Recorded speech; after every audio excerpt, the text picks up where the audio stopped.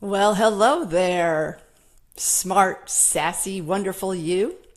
I'm Dr. Andrea Purcell, and you're watching straight from the doctor's desk, where natural medicine is used as a first resort to achieve the health and life that you love. Welcome back. Today we are talking about menopause part 2. This is the second video in my 4-part menopausal series. And if you haven't watched part 1, I encourage you to go back and watch it now, where I talk about the emotional and social aspects of this life stage, and it really sets the framework of what's to come. I think you're really going to like that one. So fasten your seatbelt for today, because we're going to explore menopausal symptoms and their causes. So let's get started. I have my handy dandy little post-it notes so I don't leave any out, because I know that so many women are suffering and not everyone has the same symptoms.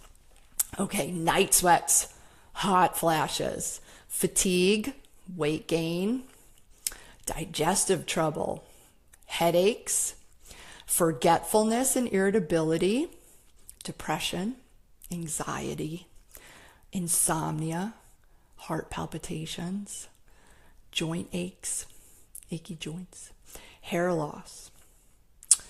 And there are the vaginal concerns, the dryness, the burning, the infections. If you have some of these vaginal concerns, I encourage you to go back and read my blog post or watch the video on sexual function in menopause, because I talk a lot more about that there in detail. Okay, so if you're experiencing any of these symptoms, guess what? It means you're in need of a tune-up. And that is a good thing, because when is the last time you took your body in for a good tune-up?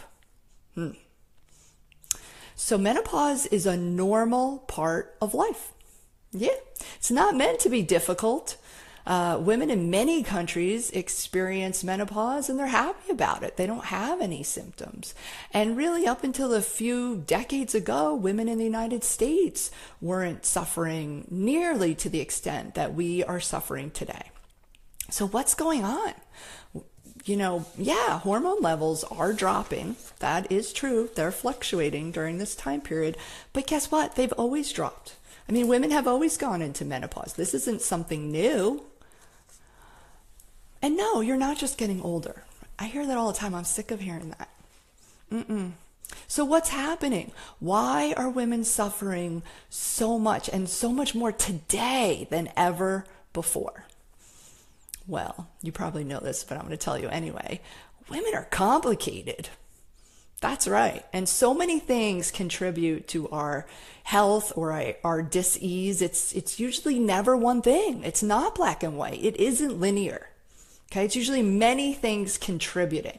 And that's why conventional medicine falls short, because they're looking for the magic bullet. They don't have a lot of time. They're not willing to put a lot of energy in to really investigate and dig and put all the puzzle pieces together. And I'm talking about the puzzle pieces of your health.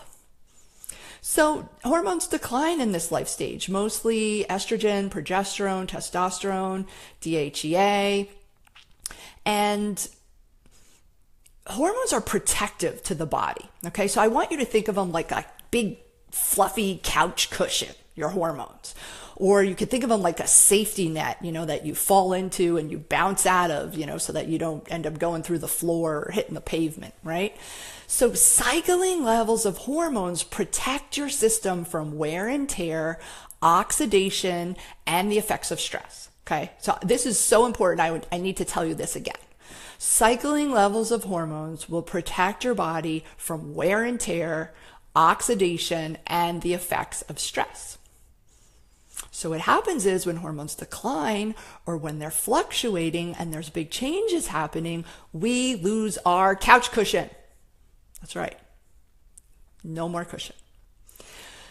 So, this is when a lot of alternative practitioners and people start talking about bioidentical hormone replacement therapy. Is there a place for hormones? Should we be replacing to help offset some of these horrible list of symptoms and bad quality of life, and the fact that, you can't sleep, and maybe that's why now you can't remember anything? So there is a place for bioidentical hormones. Synthetic hormones are drugs, and they really shouldn't be used. They have terrible side effects. So, bioidentical hormones are safer, they're more natural, they match the chemical structure of our own hormones.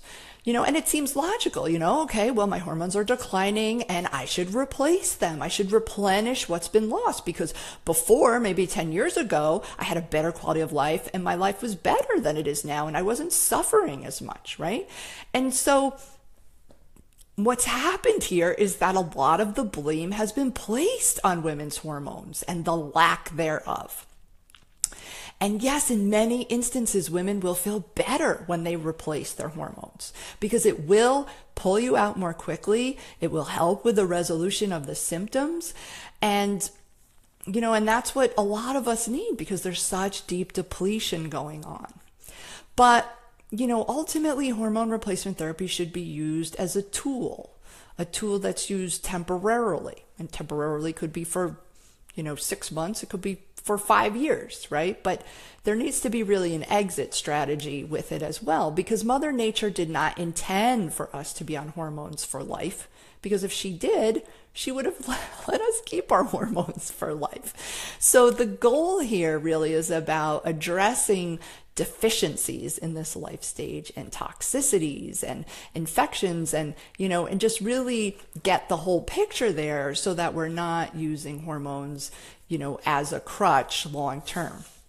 So I need to talk about this very important point now, so that you understand why this is and how it all ties together. So when hormones fluctuate and decline, and as we said, you lose your couch cushion, right? And it sets off a chain of events. And there are really 3 main events that happen when the hormones dip. Okay. Number 1 is that the effects of stress that you've probably been under for a long time, become more apparent. So physically, mentally, emotionally, and the biggest thing I hear from women is that they cannot multitask, they cannot handle as many things, they can't keep as many balls in the air, and the balls are dropping. Okay, so the effects of stress become more apparent. That's number 1. And why is this? It's because the long-term repeat exposure to cortisol, adrenaline, it's like we're taking this bath in it our whole lives, and our bodies aren't designed to take a bath in it 24/7. Like, it's there for a very specific purpose, to save us from a danger and then for us to go back to our peaceful existence. And we've somehow lost how to live peacefully in this day and age. So when we're taking a bath in adrenaline day in and day out, it causes premature burnout, and burnout of vitamins, minerals, enzymes, neurotransmitters in our brains, like zip, zip, zip, they're zapping. And so we would normally have better stores when we go into menopause, or maybe people in our family from a couple of decades ago had better vitamin, mineral, neurotransmitter, and enzyme status. So when the hormones dip, they didn't feel the effects as much as we do now. And this is really why so many women now need adrenal support, and they need to be on specific supplementation to help them through this life stage. Okay. Number 2, the body can no longer compensate for long-standing deficiencies of vitamins and minerals that have been a result of poor diet over the course of someone's life. So 4 decades, 5 decades, not eating good nutrition, and the body has been doing the best that it can, and all of a sudden it's like, I can't compensate anymore. There, you've lost your compensatory mechanism once the hormones dip. So it contributes to lowered immunity and organ malfunction. So like these pre-disease states, or you just not feeling well, back to that list of symptoms that I talked about. And then number 3 is the lifetime accumulation of toxins and pathogens. They really reach like this critical mass. They've kind of been multiplying, they've been building up slowly. You're on this piece of planet Earth, you're on this piece of planet Earth, and you're exposed to this and that, and they're all building and building, and your liver's doing its best, but they really reach like this critical mass, and all of a sudden your body just can't handle the load anymore, right? Because the hormones were protective and you lost your cushion, right? So now the effects of all these toxins, pathogens, the effects of stress, your deficiencies, it kind of like all adds up into this volcano of menopausal symptoms. So it's like a perfect storm, really, of, what's happening out there with women. So to recap, so that you're really clear, the effects of all of these menopausal symptoms are kind of like the result of deep body depletion, toxicity, pathogens, and the effects of stress. So yeah, should we replace the hormones? Certainly, if it's going to help a woman's quality of life, but we need to work underneath the scene to correct these deficiencies and lower the toxicities and lower the pathogen levels so that she can go on to live, a healthy life moving forward. So what can you do? Well, let's talk about that now. One, you can nourish your body with fresh, whole, healing foods. So fresh food provides antioxidants, vitamins, minerals. It drops inflammation in the body, and it helps keep your reproductive hormones balanced. And so, if we have less fluctuation in hormone, or we have less of a drop off in the decline of hormones, it can offset a lot of these symptoms. And this is really where food comes in. Food is very important. And I want you to think about it like this, and maybe you've never thought about it like this, but this helps me quite a bit. So each year we eat about 1,000 meals, right? So, 3 meals a day, 365 days in a year, it's about 1,000 meals. So if you're 45, you've eaten 45,000 meals. And how many of those meals were nutrient dense? Like really good nutrition to feed your body the good quality gasoline that it needs to function and repair and restore itself. And how many of those meals were a bagel? Right? So right now, every single meal counts because you lost your cushion. The cushion is thinning. The stuffing is coming out of the cushion. The cushion is becoming smaller, right? So every single meal counts. Yeah, there's an urgency there. Like what you have for lunch today counts. It's important and it makes a difference. So foods that help to decrease inflammation, help balance the reproductive system specifically are going to be your fruits and vegetables, right? And they help the body to detoxify. They don't feed the pathogens. We need to have a lot of colors on our plate, like a minimum of 5 a day, 5 to thrive. Right? If you've seen one of my other videos.